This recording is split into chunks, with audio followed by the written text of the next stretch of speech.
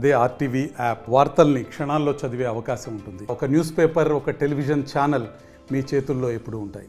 రాష్ట్రంలో కూటమి పాలన సంవత్సర కాలం పూర్తయినటువంటి నేపథ్యం, ముఖ్యంగా ఇప్పుడు వైసీపీ నాయకులు అయితే మాత్రం ఇచ్చిన హామీలను ఏమాత్రం నెరవేర్చలేదు అని చెప్పేసి సాక్షాత్ వైఎస్ జగన్మోహన్ రెడ్డి కూడా చెప్తున్నటువంటి నేపథ్యంలో మరి మనతో పాటు వైసీపీ నాయకులు మనతో ఉన్నారు. రమేష్ గౌడ్ మనతో ఉన్నారు. ఏం చెప్తారనమాట? సరే ఏంటి సరే ఎట్లా ఉంది సంవత్సర కాలం కూటమి పాలన? నాకు తెలిసినటువంటి పరిజ్ఞానం మేరకు ఒక ప్రభుత్వం అంటే ప్రజాస్వామ్య పద్ధతిలో ప్రజల చేత, ప్రజల కోసం, ప్రజల ఓట్లతో ఉన్నటువంటి దాన్ని ప్రభుత్వం అంటారు.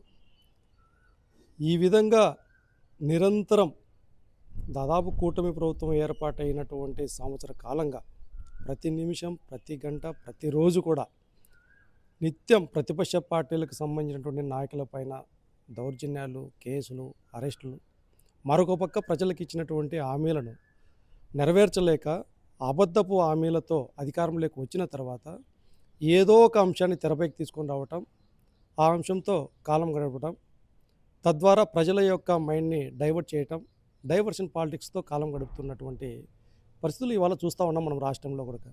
అందుకే ఇవాళ గట్టిగా మేము అడుగుతూ ఉన్నాం, ప్రజల పక్షాన, ప్రజల గొంతుకుగా, ప్రజల కోసం, ప్రజల సమస్యల పట్ల ప్రజలకు ఇచ్చినటువంటి హామీలను నెరవేర్చేదానికి మేము వైఎస్ఆర్ కాంగ్రెస్ పార్టీ నాయకులుగా, కార్యకర్తలుగా జగన్మోహన్ రెడ్డి గారి నాయకత్వంలో గత సంవత్సర కాలంగా ప్రజల్లో ఒక చైతన్యం తెస్తూ మరొక పక్క ఇచ్చినటువంటి హామీలను నెరవేర్చేటటువంటి ప్రయత్నం, ఒత్తిడి ప్రభుత్వం పైన తీసుకుని వచ్చేటువంటి కార్యక్రమాలు మేము మెండుగా చేస్తూ ఉన్నాం. ముఖ్యంగా ఇప్పుడున్న పరిస్థితులు ఏదైతే ఉందో వాళ్ళు చెప్తున్నది అండి, గత ప్రభుత్వంలో చిన్న ఆర్థిక వ్యవస్థను చిన్నాభిన్నం చేసినటువంటి నేపథ్యంలోనే మేము సెటరేట్ చేయడానికే దాదాపు సంవత్సరం కాలం పట్టింది. అయినా ఏదైతే ఇచ్చిన హామీలను అయితే మాత్రం మేము ఖచ్చితంగా నెరవేరుస్తూ వస్తున్నామని చెప్పేసి తెలుగుదేశం నాయకులు, ముఖ్యంగా కూటమి నాయకులు కూడా చెప్తున్నటువంటి నేపథ్యం.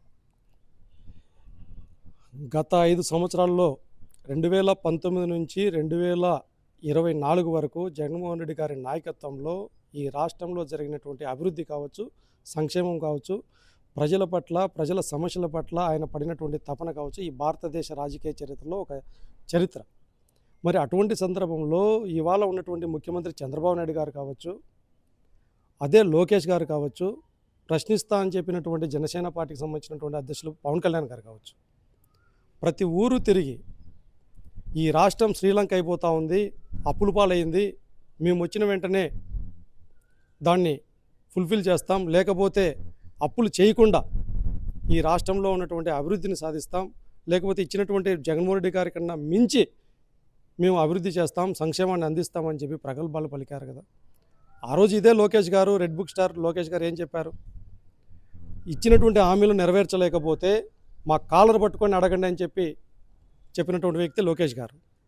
40 సంవత్సరాల అనుభవం, 4వసారి ముఖ్యమంత్రిగా ఎన్నికైనటువంటి చంద్రబాబు నాయుడు గారు, సుదీర్ఘమైనటువంటి అనుభవం ఉన్నటువంటి వ్యక్తి చంద్రబాబు నాయుడు గారు. ప్రతి ఊరు తిరిగారు, ప్రజల్ని మభ్యపెట్టారు. జగన్మోహన్ రెడ్డి గారి కన్నా మించి మేము సంక్షేమాన్ని అందిస్తాం, అభివృద్ధిని చేస్తాం, పాలన గాడిలో పెడతాం, రెచ్చగొట్టి ప్రజలను రెచ్చగొట్టి అధికారంలోకి వచ్చిన తర్వాత ప్రజలను నట్టేయటం వచ్చినటువంటి చరిత్ర మీది కాదా? మరి ఇవాళ అప్పులు చేయకుండా మీరు ఏం చేశారు?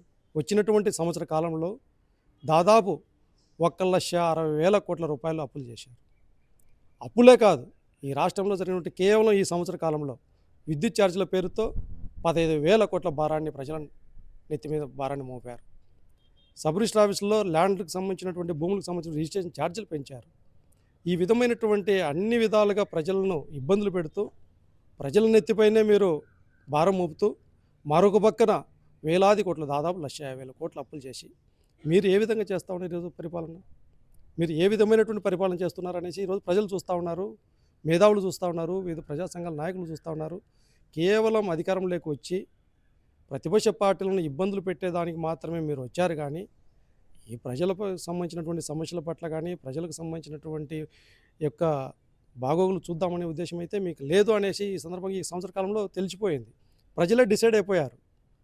మాకున్నటువంటి ఏకైక నాయకుడు జగన్మోహన్ రెడ్డి గారే ఈ రాష్ట్రానికి భవిష్యత్తు నాయకుడు, మరొకసారి ముఖ్యమంత్రిగా చేసుకుంటేనే భవిష్యత్తులో ఎటువంటి సమస్యలు లేకుండా మేము 10 కాలాల పాటు సంతోషంగా సుఖ సంతోషాలతో ఉండాలి అంటే దానికి కారణం జగన్మోహన్ రెడ్డి గారిని మరొకసారి ముఖ్యమంత్రి చేసుకుంటే తప్ప ఈ రాష్ట్రం కానీ ప్రజలు కానీ బాగుపడరని ప్రజలు డిసైడ్ అయిపోయారు.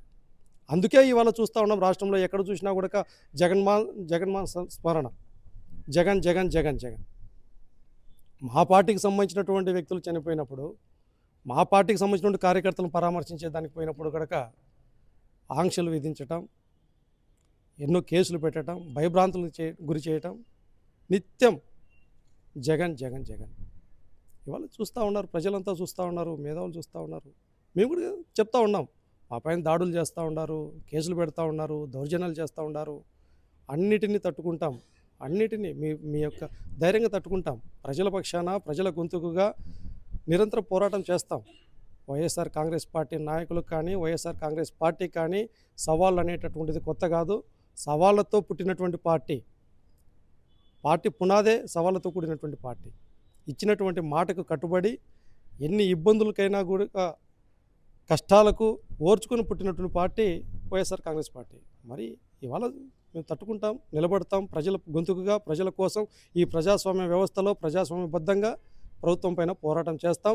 ప్రజలకు ఏదైతే హామీలు ఇచ్చినటువంటి ప్రతి ఒక్క హామీని కూడా నెరవేర్చేందుకు మేము కృషి చేస్తాం. అందుకే ఈరోజు మహిళలు ఇబ్బంది పడుతూ ఉన్నారు, విద్యార్థులు ఇబ్బంది పడుతూ ఉన్నారు, నిరుద్యోగ వ్యవస్థ ఇబ్బంది పడుతూ ఉంది. అధికారంలోకి వస్తానే జాబ్ క్యాలెండర్ ఇస్తామని చెప్పారు. ఏది జాబ్ క్యాలెండర్? వచ్చి రాగానే 20 లక్షల ఉద్యోగాలు కేటాయిస్తామని చెప్పారు. ఉద్యోగాలు లేవు. అదే కాదు, ఒకవేళ ఉద్యోగాలు కల్పించడంతో పాటు నెల నెల నిరుద్యోగ భృతి ఇస్తామన్నారు, 3,000 రూపాయలు. ఏ ఒక్క నిరుద్యోగికి 3,000 రూపాయలు ఇచ్చారు? ఇవాళ తల్లికి వందనం పేరుతో అరకొర నిధులు కేటాయించడం జరిగింది సంవత్సర కాలం తర్వాత. మొదటి సంవత్సరానికి సంబంధించినటువంటి తల్లికి వందనంకు సంబంధించినటువంటి కార్యక్రమాలు ఏమి లేవు. రెండవ సంవత్సరానికి సంబంధించినటువంటి తల్లికి వందనం దాదాపు 83 లక్షల మంది తల్లులు ఉంటే, విద్యార్థులకు సంబంధించినటువంటి విద్యార్థులు ఉంటే అందులో 53 లక్షల మందిని కేటాయించారు. మేము అడుగుతూ ఉన్నాం, తల్లికి వందనం అనేటటువంటి స్కీమ్ ఇవ్వటం దానికి కారణమే జగన్మోహన్ రెడ్డి గారు.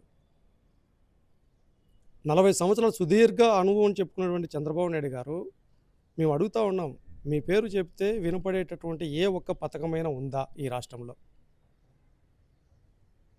దివంగత నేత రాజశేఖర రెడ్డి గారి పేరు చెప్తే ఫీజు రీయింబర్స్మెంట్ పథకం వస్తుంది, ఆరోగ్యశ్రీ పథకం వస్తుంది, రైతులకు సంబంధించిన జలయజ్ఞం గుర్తుకొస్తుంది. మా నాయకుడు జగన్మోహన్ రెడ్డి గారి పేరు చెప్తే ఒక విప్లవానికి సృష్టించినటువంటి విప్లవం, సంక్షేమ విప్లవం కావచ్చు, అభివృద్ధి విప్లవం కావచ్చు, ఎన్నో చెప్పుకోవటానికి మాకే ఒక గర్వకారణంగా ఉంటుంది. మరి అమ్మఒడి అనేటటువంటి పథకానికి రూపకర్త జగన్మోహన్ రెడ్డి గారు. జగన్మోహన్ రెడ్డి గారు ఆ స్కీమ్ పెట్టాడు కాబట్టి చంద్రబాబు నాయుడు గారు ప్రజలను మభ్యపెట్టేదానికి పేరు మార్చి తల్లికి వందనం పేరు పెట్టారు. మరి తల్లికి వందనం పేరు పెట్టిన తర్వాత మొదటి సంవత్సరంలో ఎటువంటి నిధులు కేటాయించాల.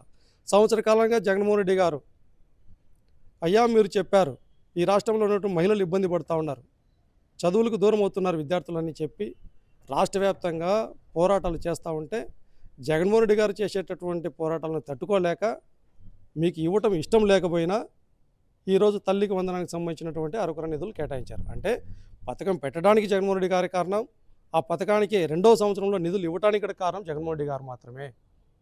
ప్రజల పక్షాన పోరాటం చేసేటటువంటి ఏకైక వ్యక్తి జగన్మోహన్ రెడ్డి గారు. జగన్మోహన్ రెడ్డి గారి నాయకత్వంలో వైఎస్ఆర్ కాంగ్రెస్ పార్టీ నాయకత్వం యావత్ ఆంధ్రప్రదేశ్ రాష్ట్రంలో వైఎస్ఆర్ కాంగ్రెస్ పార్టీ నాయకులు ప్రభుత్వాన్ని ప్రశ్నించడం వల్లనే ఇవాళ అంతో ఇంతో నిధులు కేటాయించడం జరిగింది. మిగతా దాదాపు 142 హామీలు ఉన్నాయి. ఈ 142 హామీలను కూడా మొదటి సంవత్సరంలో ఏ ఒక్క హామీ కూడా నెరవేర్చలేదు. రెండవ సంవత్సరంలో కేవలం తల్లికి వందనం పేరుతో ఉన్నటువంటివి అరకొర నిధులు కేటాయించడం జరిగింది. ప్రశ్నిస్తాం, పోరాటం చేస్తాం, ప్రజల పక్షాన నిలబడతాం. మీరు ఇచ్చినటువంటి ప్రతి ఒక్క హామీని కూడా నెరవేర్చేటటువంటి విధంగా మా యొక్క ప్రయత్నాలు ఉంటాయి. అదే సందర్భంలో ప్రజలను కూడా చైతన్యవంతం చేస్తాం. మీరు ఇప్పుడు చెప్తున్నట్టు ఏదైతే మీ నాయకుడు పర్యటిస్తున్నటువంటి నేపథ్యంలో అనేక రకమైనటువంటి కేసులు అన్నట్టు నిన్న ఈరోజు కూడా పెద్ద ఎత్తున చర్చ జరుగుతున్నటువంటి నేపథ్యం ఒకటి రప్ప నరకడం అనే అంశం మీద, అందులో ముఖ్యంగా జగన్మోహన్ రెడ్డి గారు కూడా దాన్ని సపోర్ట్గా నిలిచినటువంటి నేపథ్యం అని చెప్పి దీన్ని ఎలా చూస్తారు అసలు? ఇవాళ జగన్మోహన్ రెడ్డి గారు జన హృదయ నేత. అటువంటి నాయకుడు సత్తెనపల్లికి వెళ్ళేటప్పుడు క్రమంలో ప్రభుత్వం ఉద్దేశపూర్వకంగా మీరు కేవలం 100 మందితో రావాలి, మీకు మాత్రం పర్మిషన్ ఉందని కట్టడి చేయటం వల్ల ఇది ఎంతవరకు సాధ్యమవుతుంది?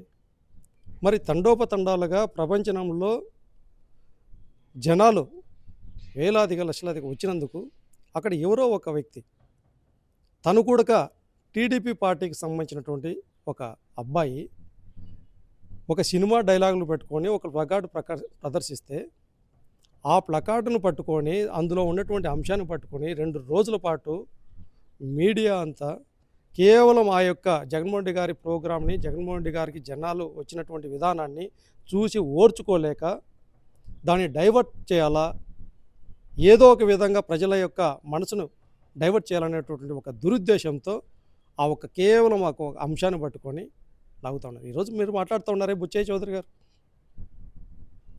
ఎంత మాట, ఒక నాయకుడిని జగన్మోహన్ రెడ్డి గారిని తల నరుకుతాం. నిన్న మొన్న మాట్లాడాడు గుమ్మనూరు జయరాం గారు ఇదే గుంతకల్ నియోజకవర్గంలో. రెడ్ బుక్ ఆయన క్లోజ్ చేస్తే ఈయన ఓపెన్ చేస్తాడంట. నేను స్థానిక సంస్థల ఎన్నికల్లో మొత్తం వైఎస్ఆర్ కాంగ్రెస్ పార్టీ నాయకులందరూ వచ్చి టీడీపీలోకి చేరాలా, లేకపోతే రెడ్ బుక్ ఓపెన్ చేస్తారు.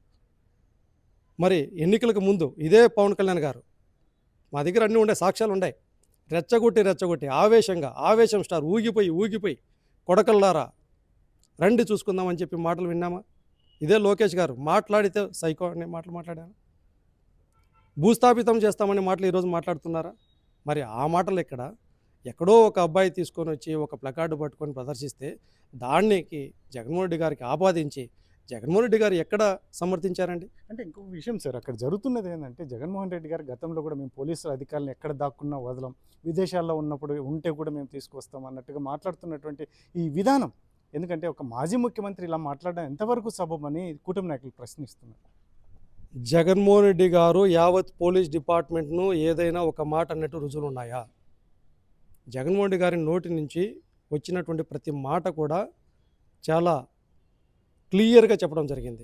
ఎవరైతే కొంతమంది పోలీసులు ప్రభుత్వాన్ని అడ్డం పెట్టుకొని, వ్యవస్థలను అడ్డం పెట్టుకొని దౌర్జన్యంగా, అన్యాయంగా, అక్రమంగా వైఎస్ఆర్ కాంగ్రెస్ పార్టీ నాయకులను పదే ఇబ్బందులకు గురి చేసేటటువంటి లా అండ్ ఆర్డర్ని చేతుల్లోకి తీసుకొని, చట్టాన్ని చేతుల్లోకి తీసుకొని ఆ విధమైనటువంటి వ్యవహారాలు చేసేటటువంటి కొంతమంది పోలీసు అధికారులను వదిలిపెట్టే ప్రసక్తి లేదు అని చెప్పినటువంటి జగన్మోహన్ రెడ్డి గారు. అంతేగాని యావత్ పోలీస్ డిపార్ట్మెంట్ని అనటం లేదు. కొంతమంది పోలీసు అధికారులు ఎవరైతే వైఎస్ఆర్ కాంగ్రెస్ పార్టీ నాయకులను కావచ్చు, ప్రజలను కావచ్చు ఇబ్బంది పెడుతుంది, చట్టాన్ని తన చేతుల్లోకి తీసుకొని న్యాయంగా కాకుండా అన్యాయంగా, అక్రమంగా వేధింపులకు గురి చేసేటటువంటి కేవలం ప్రభుత్వంలోని కొంతమంది మోచేతి నీళ్లు తాగేటటువంటి వాళ్ళని మాత్రమే అనడం జరిగింది. కానీ ఎక్కడే కానీ అధికారులను కానీ పోలీసు వ్యవస్థను కానీ నిందించినటువంటి పరిస్థితి లేదు, రాబోదు కూడా. అంటే గతంలో రాజారెడ్డి రాజ్యాంగం అమలు పరిచారు, ఇప్పుడు మరొకసారి మీరు అధికారంలోకి వస్తే ఆ రాజ్యాంగాన్ని దాన్ని శిరసావహిస్తారా అన్నట్టుగా వాళ్ళు ప్రశ్నిస్తున్నారు. వైఎస్ఆర్ కాంగ్రెస్ పార్టీకి ఉన్నటువంటి ఏకైక రాజ్యాంగం ఈ భారతదేశంలో డాక్టర్ బిఆర్ అంబేద్కర్ గారు రచించినటువంటి భారత రాజ్యాంగం.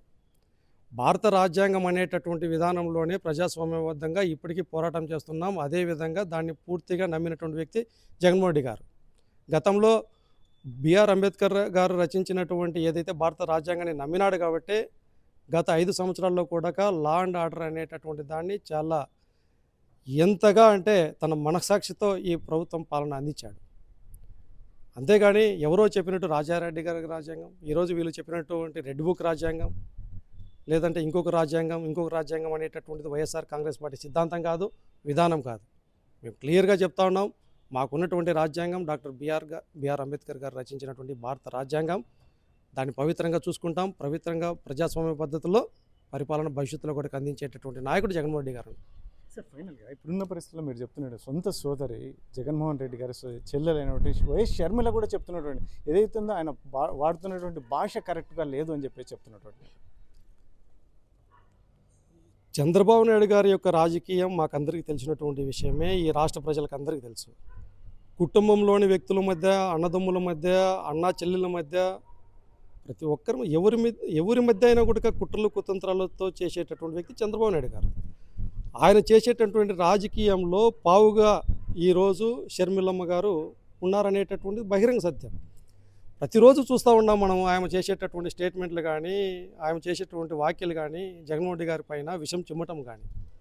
నిన్న జగన్మోహన్ రెడ్డి గారు మా నాయకుడు సత్యనపల్లికి పోతే అదే రోజు ఆయమ్మ వస్తుంది, మీడియా ముఖంగా మాట్లాడుతుంది, ఎక్కడో ఫోన్ ట్యాపింగ్ జరిగితే తెలంగాణ రాష్ట్రంలో ఫోన్ ట్యాపింగ్ జరిగిందంట. దానికి కారణం మా నాయకుడు జగన్మోహన్ రెడ్డి గారంట. ఏమమ్మా తల్లి, ఎందుకు ఈ విధంగా మాట్లాడుతున్నావు? కేవలం చంద్రబాబు నాయుడు గారు మీకు ఏదైనా చెప్పింటే చంద్రబాబు నాయుడు గారి గురించి ఏదైనా పొగుడుకో ఇంకోటి చేసుకో, అంతేగాని ఈ విధమైనటువంటి లేనిపోయిన అభాండాలు చేసుకుంటూ ఆమె చులకన అవుతా ఉంది ప్రజల్లో. ఆమెను నటించేటట్టు చేస్తున్నటువంటి చంద్రబాబు నాయుడు గారు చులకన అవుతున్నాడు. కానీ మా నాయకుడి యొక్క నిబద్ధత, మా నాయకుడి యొక్క నిజాయితీ, మా నాయకుడి యొక్క సంకల్ప బలాన్ని, మా నాయకుడి యొక్క ధైర్యాన్ని ఎవరు తగ్గించలేరు. ఎవరు కూడా మా నాయకుడి యొక్క సంకల్ప బలాన్ని తగ్గించలేరు. మొత్తం మీద వైసీపీ సీనియర్ నాయకులు రమేష్ గౌడ్ చెప్తున్నటువంటి విషయం ఏదైతే ఉందో, ఇప్పుడు ఉన్నటువంటి పరిస్థితుల్లో ముఖ్యంగా కూటమి ప్రభుత్వం ఇచ్చిన హామీలను ఏమాత్రం నెరవేర్చుకోకుండా ఈరోజు సంవత్సర కాలం పూర్తి చేసినటువంటి నేపథ్యం, అందులో ముఖ్యంగా ఏదైతే ఉందో తల్లికి వందనం అనే కార్యక్రమాన్ని జగన్మోహన్ రెడ్డి ఒత్తిడి మేరకే ఈరోజు దాన్ని అమలు పరిచే స్థాయికి వచ్చినటువంటి నేపథ్యం. అయితే మరోవైపు ఆయనపై చేస్తున్నటువంటి వ్యాఖ్యలు అయితే మాత్రం, ఎందుకంటే దాన్ని ఎటు తిరిగి జగన్మోహన్ రెడ్డికి ఆపాదించాలనే ఉద్దేశంతోనే ఇటువంటి చర్యలు వస్తున్నాయి తప్ప, అందులో ముఖ్యంగా ఇప్పుడున్నటువంటి పరిస్థితుల్లో సొంత సోదరి సైతం షర్మిల మాట్లాడుతున్నటువంటి అంశాలు, చంద్రబాబు షర్మిల ఎంత మేరకు వారు ఇంటర్నల్గా ఉంది, ఏంది రాజకీయాలు, చంద్రబాబు రాజకీయాలు ఎలా ఉన్నాయి, అందుకే రాష్ట్రం అంతా తెలుసు. కాబట్టి మోహన్ రెడ్డికి సంబంధించినటువంటి ఎటువంటి అంశాలు ముఖ్యంగా ప్రజల వైపు పోరాడాలనే ఉద్దేశంతో అతనికి ఉన్నటువంటి సహనం కావచ్చు, లేదంటే అతని క్రమశిక్షణ ఏదైనా కూడా ఏది తగ్గించలేరు. ముఖ్యంగా రాబోయే కాలంలో అయితే ప్రజల వైపునైతే పోరాడడానికి వైసీపీ నాయకులు ఎన్ని అక్రమ కేసులు బనాయించినా మేము తట్టుకొని నిలబడతాం, ప్రజల వైపు నిలబడి రాబోయే కాలంలో జగన్మోహన్ రెడ్డిని ముఖ్యమంత్రిగా చేసుకోవడానికి మేము అన్ని వేళలా కృషి చేస్తామని చెప్పేసి వైసీపీ సీనియర్ నాయకులు రమేష్ గౌడ్ చెప్తున్నటువంటి నేపథ్యం. కెమెరా పర్సన్ సుధాకర్తో చెల్లకెనాడు. మరిన్ని వీడియోస్ కోసం ఛానల్ ని సబ్స్క్రైబ్ చేయండి. లేటెస్ట్ అప్డేట్స్ కోసం వాట్సాప్ ఛానల్ ని ఫాలో అవ్వండి. ఆ లింక్ డిస్క్రిప్షన్ లో ఉంది.